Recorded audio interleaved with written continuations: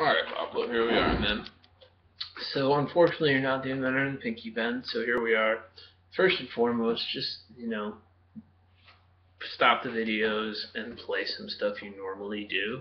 Pretend the concept of rhythm doesn't exist. Do it like it's like a grocery list, so to speak. Like it just goes, I'm gonna do this, then I'm gonna bend, and so forth.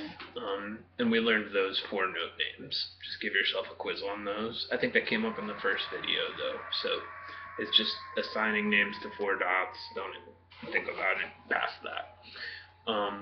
And the exercises we did, we were just doing in A minor. So hammer-ons on the way up, and pull-offs on the way down. And I want you to be really aware when you get to about here of not flopping down like this, but using your fingertips. Not like flop down, but where you could, do that if you wanted to. So fingertips like we're trying to hit one single note. And my thumb's over the top, and I grabbed the guitar like this. Not like this, but like this, so that I have more of my hand available to me out here. And like we talked about, when we're on the low strings, we just tend to be playing single notes, but, 4th string, sometimes we bend. 3rd string, we bend a lot, and we're pushing up with these fingers, all of them. But then when we get here, we're pushing up with these 2 fingers, so kind of imagine your middle finger attached to your ring finger. When you're just try some bends there, and then try to, bend, relax, pull off. Bend, relax, pull off. And that's the second exercise I gave you, is going.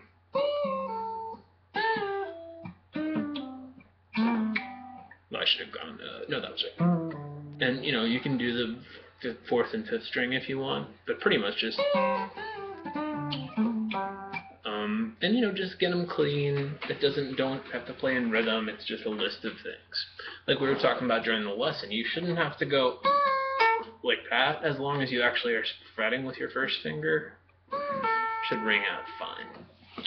Other concepts we talked about are, pentatonic 2, we're totally not doing with these fingers. That would be for major scales and modes and kind of more jazz concepts.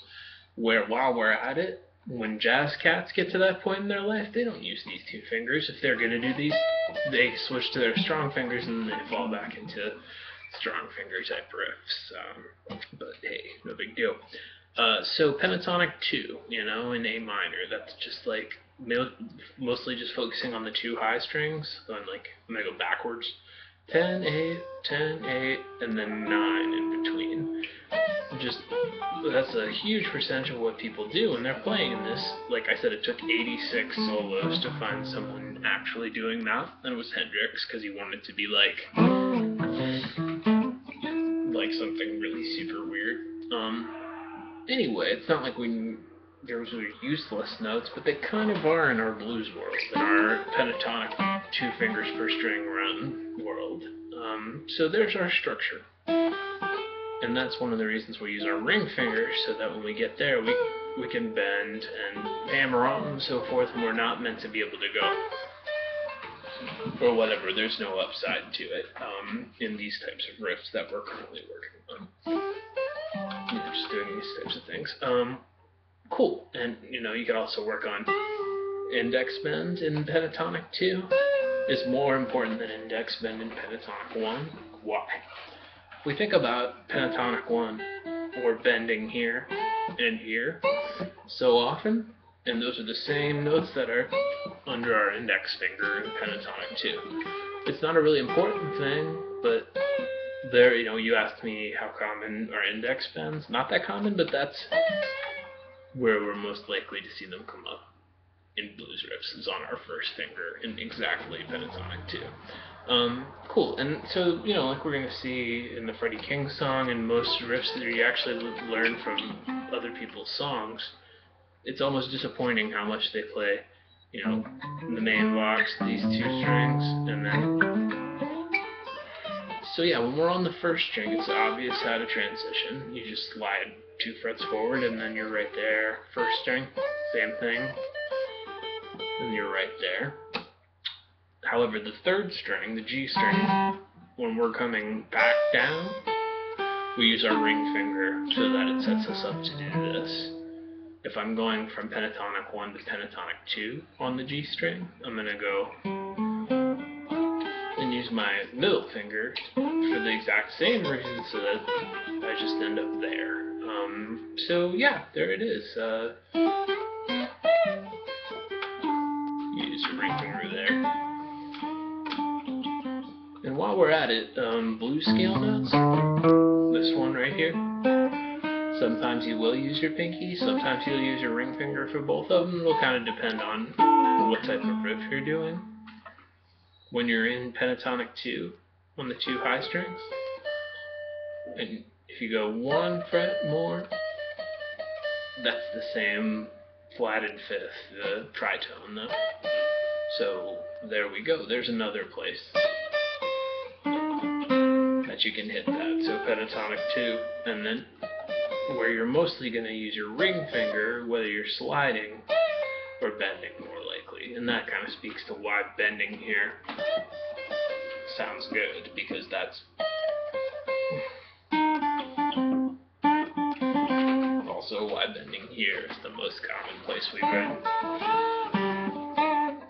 Okay, cool. So there are exercises and stuff, and kind of just try to pretend this is a totally new instrument that's a lot like the guitar that you've been playing so far. And, you know, all these same things that you're dealing with, like wanting to use your pinky and so forth, like, I've probably had this same conversation with hundreds of students. As you can see in this guy Ted K's lesson, who I totally don't remember who this was, we were talking about the same thing.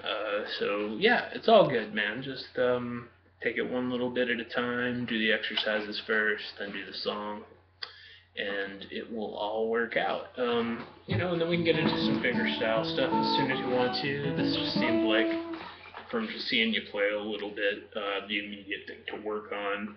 You seem a little more solid on your, you know, acoustic blues first position, the chops from what you played me, your, you know, your Delta bluesy stuff, and this is where we needed the main correction.